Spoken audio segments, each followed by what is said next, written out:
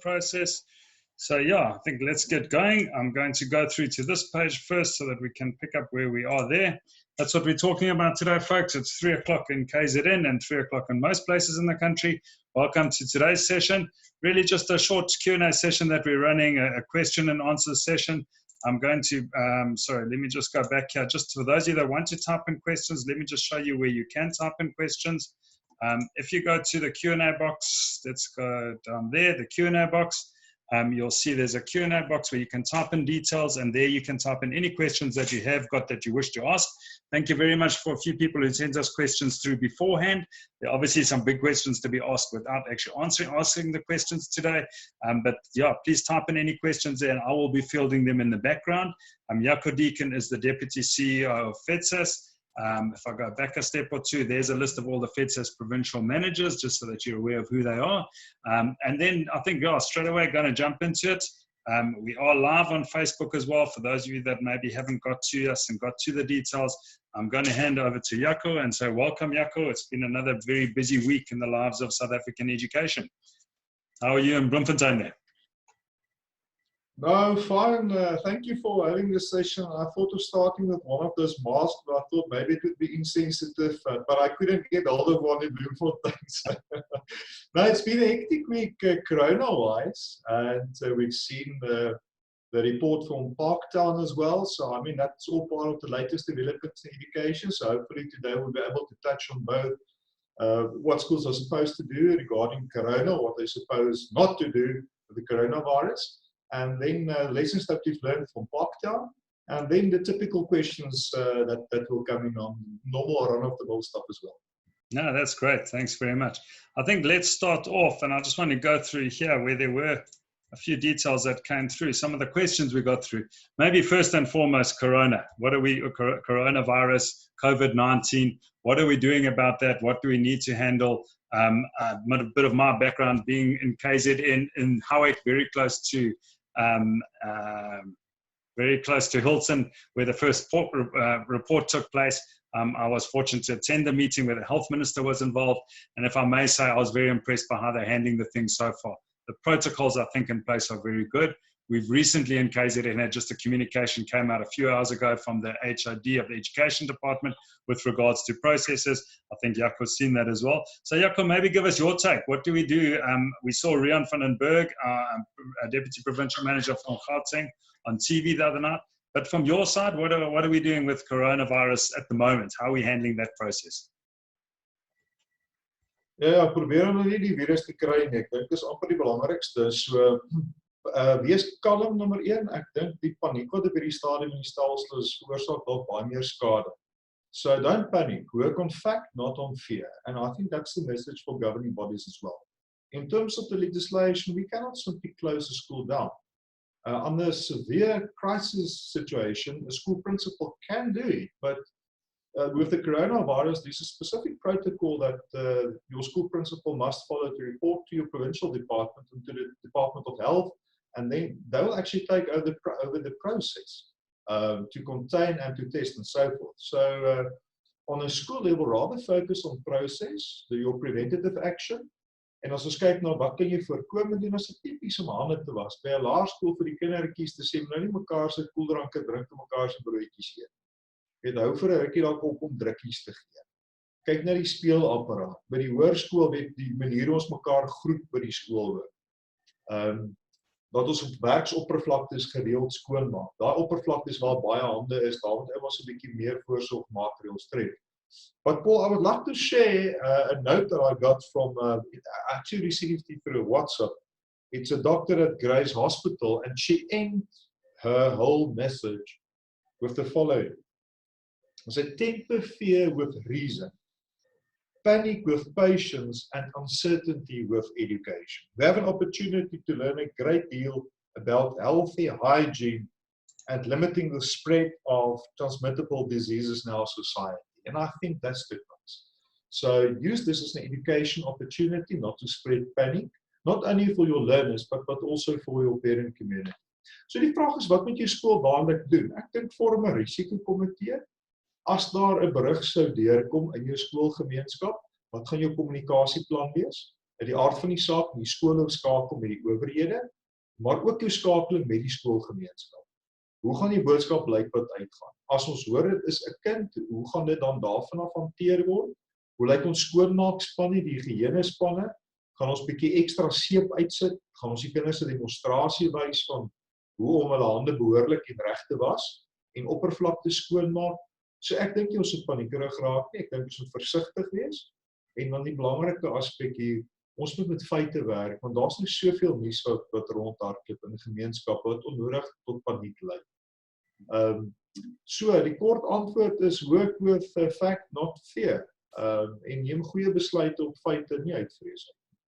Okay. Nee, baie dankie daarvoor. Ek dink dit gee ons 'n riglyn en waar ons moet hanteer.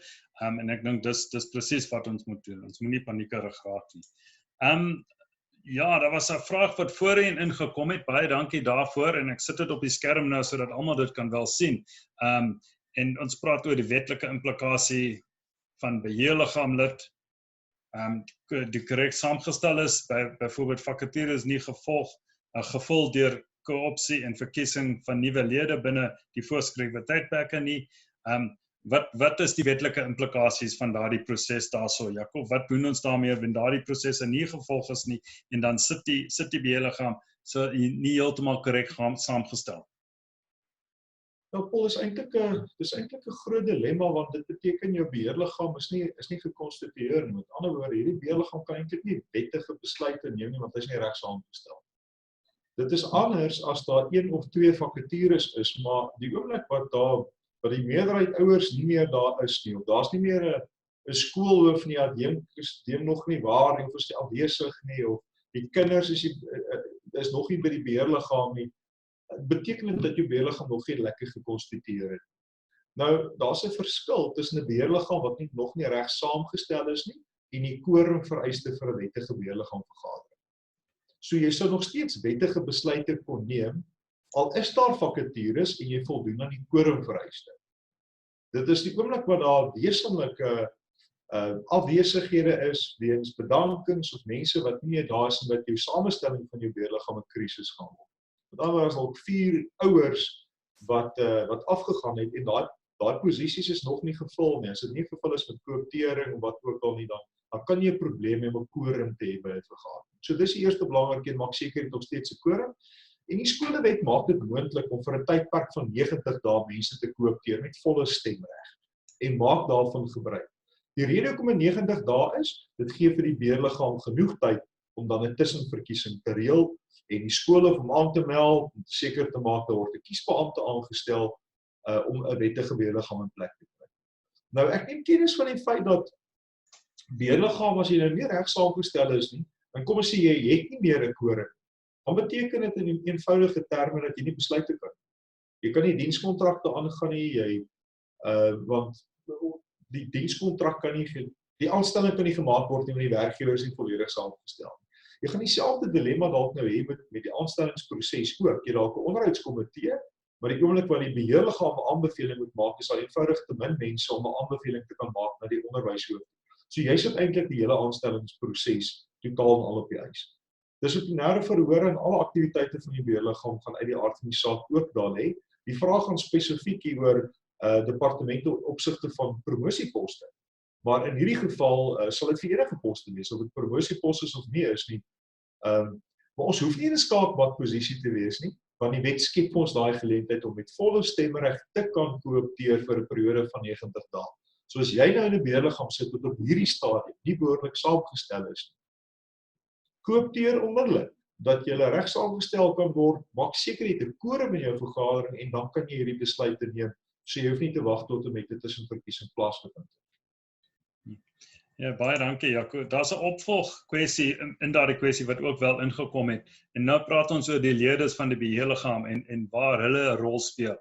Skus tog dat my so spasie nie so lekker reg is die. Maar waar speel die leerders 'n rol, want hulle nie hoort daar te wees nie. Is daardie vergadering dan onwettig? Hoe hanteer ons hierdie implikasie? Hoe hanteer ons hierdie proses waar die leerders nie vir die hele beheerliggaam vergadering daar betrokke is, maar hulle moet wel daar weet, wetlik moet hulle daar wees. Ja, Paul, ek dink ek wil dit tweeledig hanteer. Ek dink daar is gevalle wat ons mekaar moet sê wat die volwassenes op die beheerliggaam bedreig voel deur die leerders, of nog steeds kwaad is omdat die skole voorsiening maak dat leerders daar moet wees en allerhande hindernisse op die pad van hierdie leerders plaas om hulle volwaardige plek as governors, as lede van die beheerliggaam in te neem. En dis blaatant gesê absoluut oneerlik en kontraproduktief.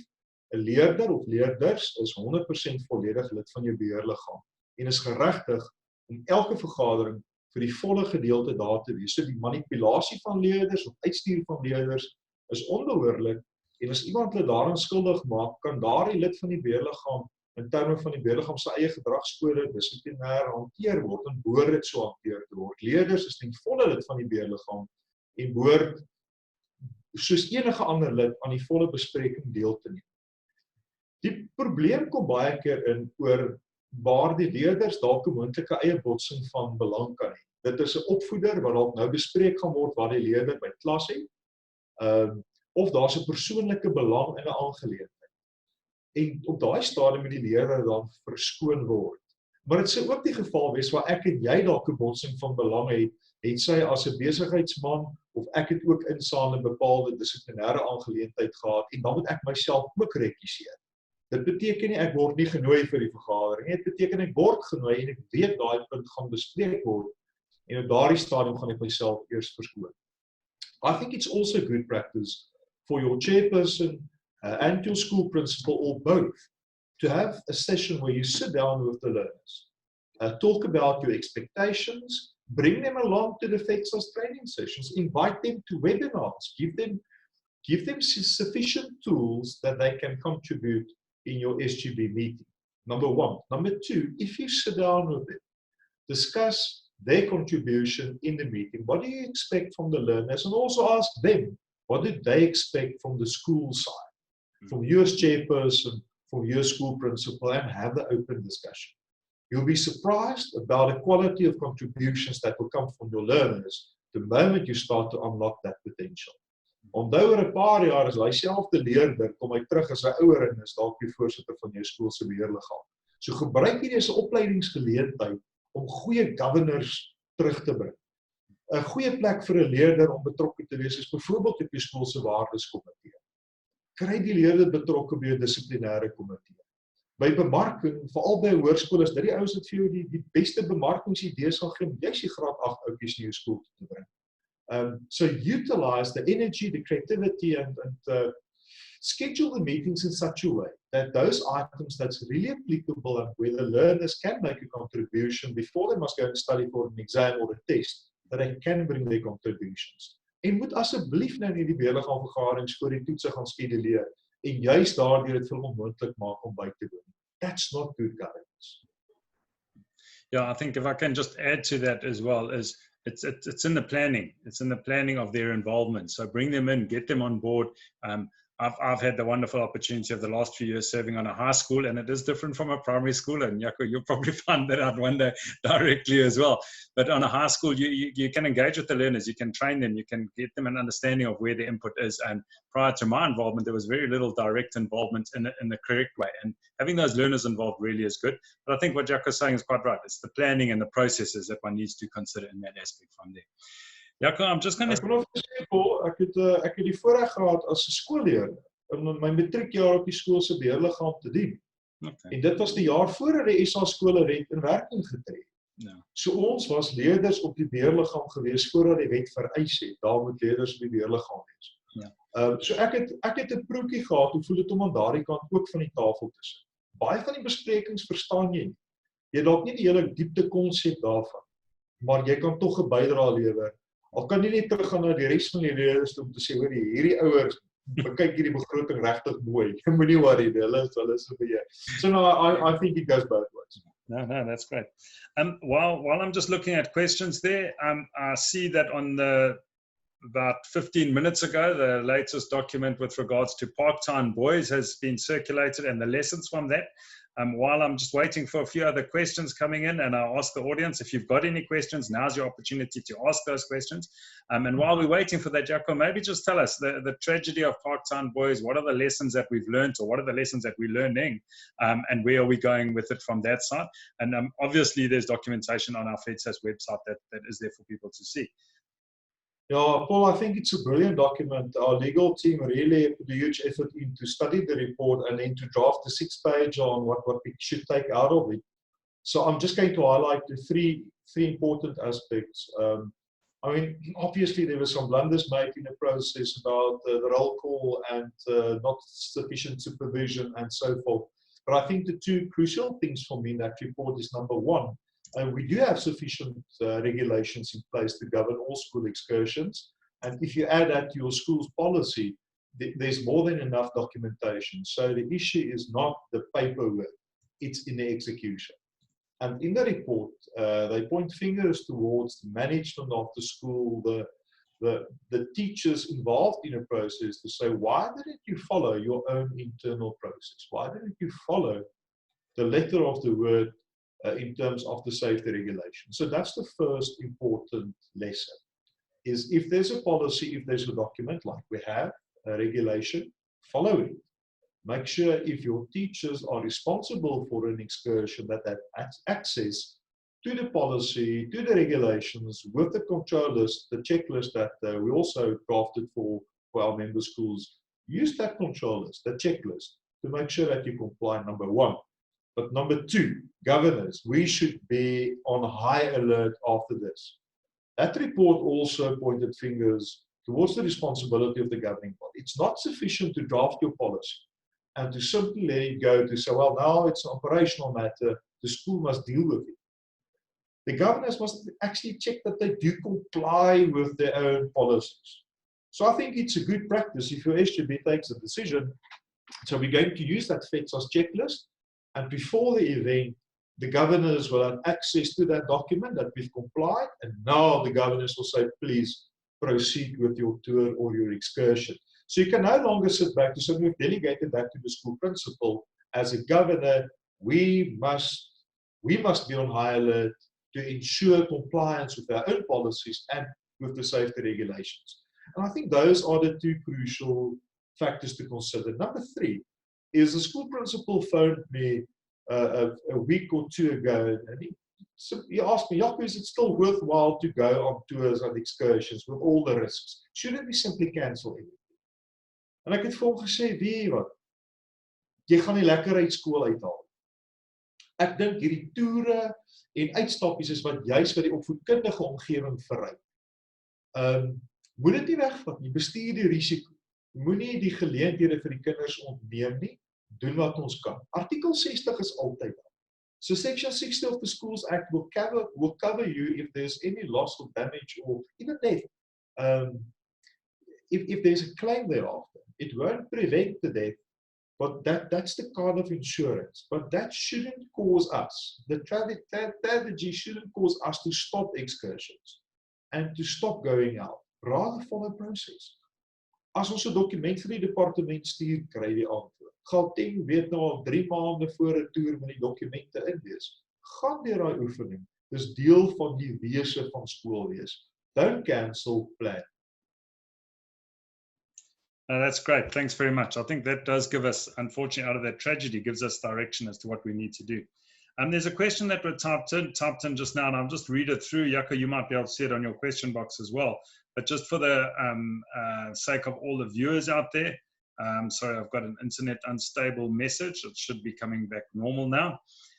Good afternoon. We are sitting with a situation where shaving amongst specific families has become an issue. As chairperson of a school governing body, maybe I must rephrase that, where shaving amongst 2 specific families has become an issue. As chairman of a school governing body, I wrote to them to request that they make a formal submission to the SGB to be considered for exemption from the approved code of conduct. The families refused to place their request formally in writing. Furthermore, they are stating that the school is not considering cultural requirements and therefore excluding them from code of conduct. However, they are not willing to place anything in writing. any advice appreciated. No, Paul, I think that specific question relates to a court case we had a few years ago. It's the Pelé matter, and the Constitutional Court ruled on that a few years ago. That's specifically dealing with a no-state, a cultural issue as well. So school governing bodies must consider that. But the onus is on the person who's complaining to bring the formal application. That's what the court said. Governing bodies must create in their codes of conduct a procedure where people can actually apply for exemption. So the correct way to deal with this is still through a code of conduct. If the parents or the learner refuse to comply or to bring an application, then you must use your code of conduct to discipline. So the systems we create in the school is there for a reason, and that system of applying is actually an instruction from the Constitutional Court. We don't want to create chaos. The reason for an application is to get all the information on the table for the governing body to make a sound decision.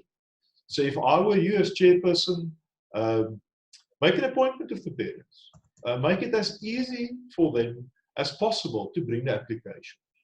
Give them, on our website, you'll find the implications of the no-state case, print the document, and give it to the parents to say, this is the dilemma. We would like to assist you. We must consider it, but this is the way how we do things.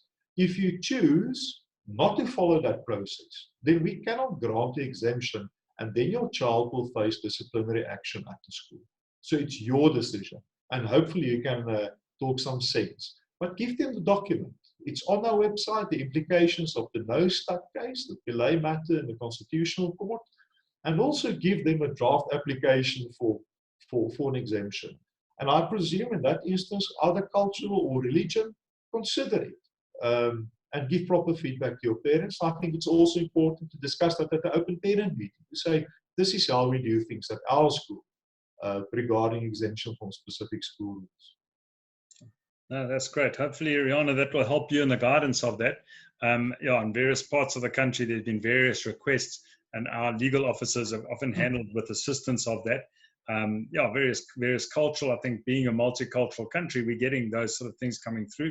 And I think, as Jaco clearly says, the Constitutional Court guides processes in that. So it's not necessary we've got to reinvent that. We've just got to follow the guideline that runs through. Jaco. Paul, as ek net vir die tipiese goed wat ons in skole kry is, baie keer as jy moslim seuns besig is of hulle het gehavfes, nou die in daardie gemeenskap gaan weet wat dit beteken, dan wil daai seuns begin baard groei en dit word beskou as 'n kernelement van die geloof. So die tipiese goed wat 'n beheerliggaam gaan nodig hê om daai besluit te neem, is van die imam af skrywe te sê ons bevestig hierdie seuns is aktiewe lede van ons moskee, dis waar hulle trek en hier is die ondersteunende dokument tot daardie aansoek. Die Rastafariër gemeenskap wil weer langer hare hê en dan wil ons seker maak hierdie is nie 'n modegier nie. Weer eens 'n bevestiging van die geestelike leier om te sê hierdie is 'n aktiewe gesin, deel van ons geloofsgemeenskap, of dan kultureel baie keer Khoisas weer daar in die Ooskaap wat die bandjie dra met 'n afsterwe van 'n familielid en daai bandjie mag nie verwyder word en self afval. Maar as die skool weet dit is 'n kulturele aktiwiteit, dit is 'n kernaspek. Hoe hanteer ons dit? En ek weet ek moet sensitief wees, dan kan ons iets daaraan doen. So die onus bly op die party wat die aansoek bring om te sê hier is 'n kernelement van my geloof en van my kultuur. En weer eens, hoe meer ruimte ons vir mekaar skep, hoe meer begrippe uit mekaar skep, hoe gemakliker hanteer dit, maar dit kom van twee kante af. Yeah, just on a little aside and the lighter side of the humorous side of life, we recently had a request in one of the KZN schools from the Rastafarian community that their youngster was also a model for the local model agency, and they wished that he would end up with long hair, and he needed to have dreadlocks to be the right sort of model. And after a long discussion backwards and forwards, the parents, the Rastafarian parents, said there's actually more pressure on them to make sure he keeps the Rastafarian hair and the dreadlocks from the modeling agency than there is from his religious direction. And so that resolved it quite easily from that side. It ended up being a good resolution in the process from there. So I think that's what one needs to consider. Ja. Kyk, daar's baie keer in baie gevalle was daar mediese redes ook hoekom seuns dalk nie kon skeer nie. So ek meen as jy skeer het jy nou 'n rash gehad of een of ander velsiekte en dan beveel jou dokter aan om te sê jong hierdie kind moet die volgende 6 maande nie skeer nie. So on the side you're going to consider application like that. So just be open-minded when you get those applications and rather encourage your children and parents to make use of that process to apply. Okay. I'm going to open Rian's mic because he put his hand up and I know who Rian is. And I trust he's going to ask us a reasonable question. So I'm going to open your mic, Rian. Can you hear us, Rian? You're still muted? Okay, we should be able to hear you, Rian. How's it?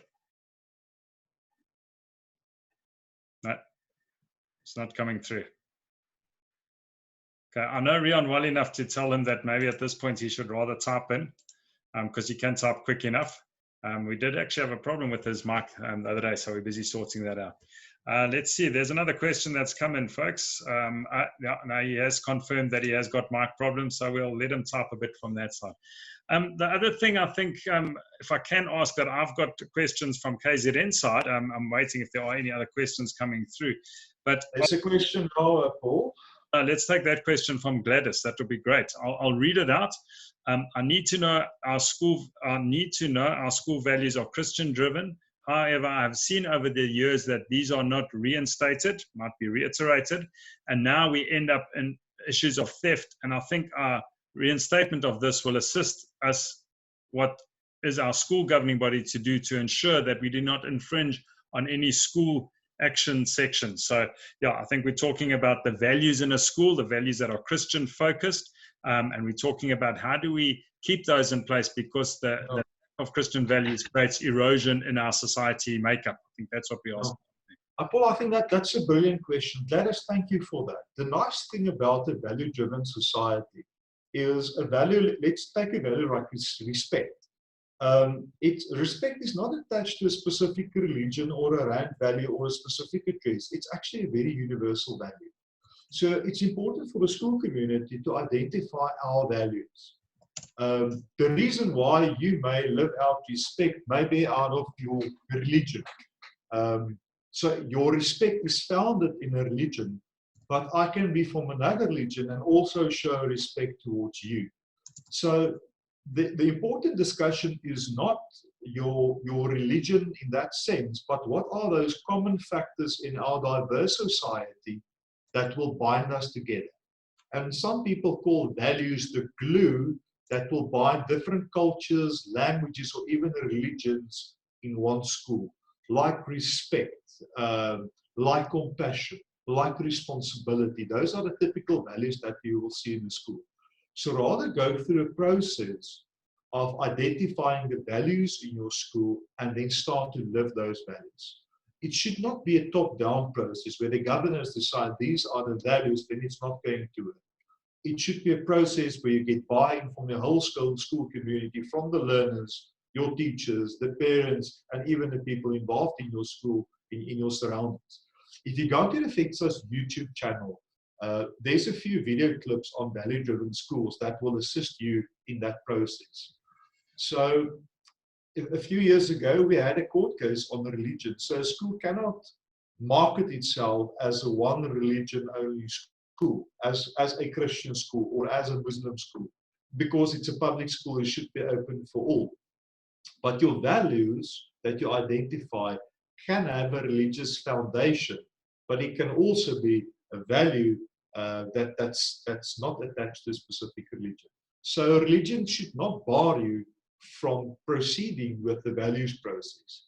But I promise you, I will live respect out of my religion. And that's how you give life to you in your school community. Now you're muted, Paul. Sorry.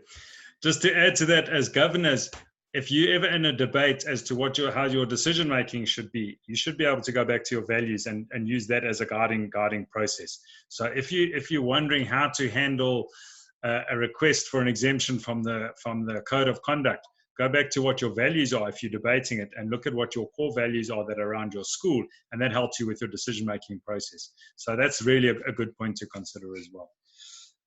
Okay, folks, I think that's all we've got as far as questions to go today. Thanks very much. We're just on time, so I'm going to thank you for the thanks that have come through. If there are any other questions, please feel free to type them in. Any notes, any comments you want to make, type them in. I will hand over to Jaco just to do a final finish off. I'm not going to go through our normal slides and presentations that we go through with our webinars. Just to say that, folks, look at attending our webinars. It's really good course material. For those of you that aren't aware of it, it's about an hour-long session, and we talk about various aspects. We've got a whole program lined up for the whole year.